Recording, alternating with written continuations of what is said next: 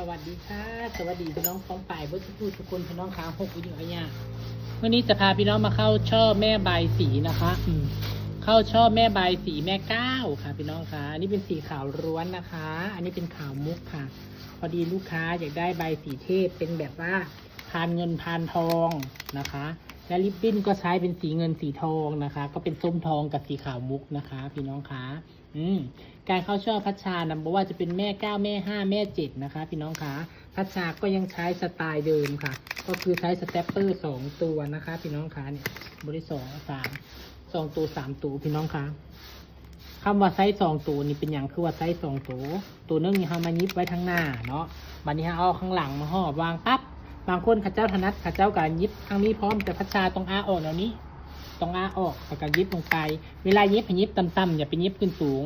หลายคนเนี่ยยิบด้านหลังคือพัชชาจริงอยู่แต่ไปยิบขึ้นสูงบัดนี้ใบตองมันล้างพอใบตองมันล้างแล้วใบตองมันขาดพอใบตองมันขาดเลยเฮ็ดบ่ได้ดังใจแล้วบัดนี้มันเป็นอย่างนั้นพี่น้องคะนี่สเตปเปอร์ไซส์ดีแท้ไซส์ดีว่าเด้อพี่น้องเด้อถ้าลูกมันค้างหรือว่ามันมีปัญหานี่ให้เคลียร์ทิ่มเปลี่ยนลูกใหม่เลยค่ะพี่น้องคะมันเป็นเรื่องปกติของสเตปเปอร์ที่ไซส์ไปแล้วก็ต้องมีค้างเพราะว่าหยังเฮายิบบ่ถูกจังหวะน้ำแน่เป็นหยังแน่หลายอย่างนะคะปัจจัยนะคะพี่น้องคะเฮ็ดให้ค้างแล้วก็อยู่ในลูกสเตปเปอร์พร้อมถ้าหู้ว่าค้างให้เฮาเคลียร์ออกทันทีเลยค่ะอย่าไปฝืนเอาอันเก่ามาใช้นะคะพี่น้องคะสีใบตองกับบ่งามบ่งามพี่น้องเอ้ยใบตองเดือน3คือว่าแหละใบตองเดือน3มันต้องเป็นมันเหลืองได้ละมือดังหายากใบตองกระไดอันนี้กรณีที่ใบตองเขาสั้นพี่น้องขาเขากระซิบต่อตองนะคะอันนี้คือการต่อตองนะคะพี่น้องขาต่อให้มันยาวขึ้นเวลาเรามาเข้าช่อมันจะได้เข้าง่ายนะคะพี่น้องขา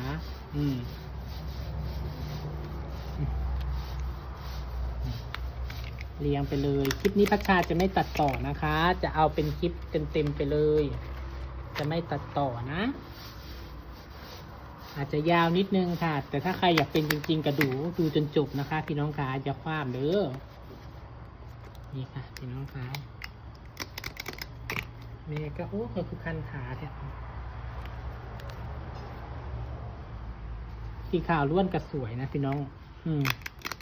ขาวล้วนก็สวยดีเหมือนกันนะคะสีใบตองกับเห็นสีใบตองเราค่อยเมื่อยใจพี่น้องขามันบอกเสมอกันสีใบตองนี่สำคัญในการทำใบสีนะใบสีจะสวยไม่สวยอยู่กับสีใบตองด้วยค่ะถ้าสีใบตองเขียวครึมเขียวมรกตเขียวงามมันก็งามนะพี่น้องคะถ้าใบตองโบเขียวนี่มันจะเป็นสีด่างๆเด้งๆคือของพัชชานก้านละ3 บาทนะคะนี่บริทุกชื่อเดี๋ยวพี่น้องหักคือว่า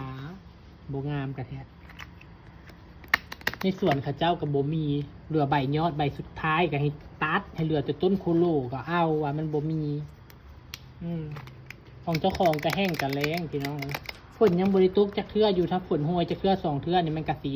งามอยู่ใบตองกระไดอันนี้ฝนยังโบห้วยอยู่ปกติละตุกลงมาเดือนนี้ละฝนต้องห้วยแล้วพี่น้องขาฝนต้องห้วยแล้วมันต้องห้ำดอกบักม่วงดอกมีแล้วค่ะดอกบักนิ้วดอกบักนุ่นแล้วมันต้องห้ำแล้วสั้นดอกบักม่วงมันโบจับพ่อแม่ฝนว่าฝนโบตุกลงมาเลยก็ยังโบเห็นตุกอยู่ได้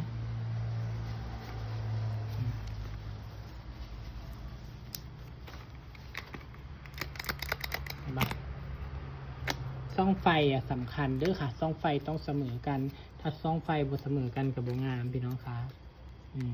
ที่พระเจ้าที่เมื่อกี้เนี่ยมันเบี้ยวค่ะนิ้วใบสีเบี้ยวเนี่ยบ้าง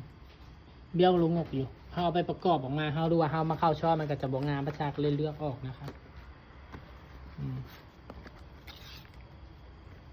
คลิปนี้จะยาวสักหน่อยนะคะพี่น้องคะ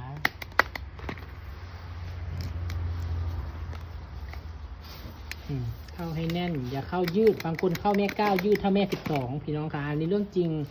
พระเจ้าเห็นหลายคนอยู่เข้าแม่9นะยาวยืดเป็นศอก2 4 6 8 9พยายามทำยังไงก็ได้ให้แม่ใบสีกระชับที่สุดพอแม่ใบสีกระชับมันจะมีความอวบความอ้วนนะคะพี่น้องคะพระชาไม่ได้ตัดต่อเลยให้ดูยาวๆเลย4 นาที5 นาทีเลยค่ะคนที่อยากเป็นจริงๆเขาจะดูจนจบนะคะพี่น้องคะเย็บเข้าไปเย็บเสร็จแล้วเห็นไหนก็ตัดลวดออกเก็บชิ้นงานเก็บ ชิ้นงานจำเป็นต้องเก็บชิ้นงานไหมจำเป็นนะคะ พี่น้องคะประกอบออกมามันจะได้สวย ถ้าเราไม่เก็บชิ้นงานประกอบออกมามันไม่สวยนะคะ พี่น้องคะ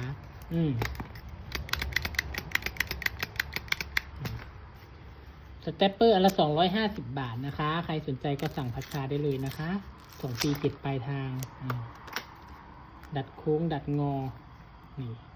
เสร็จเรียบร้อยบายสีแม่ก้าวนะคะ พี่น้องคะฝากกดแชร์พัชชาด้วยนะคะนี่ค่ะสวยงามบ่คะ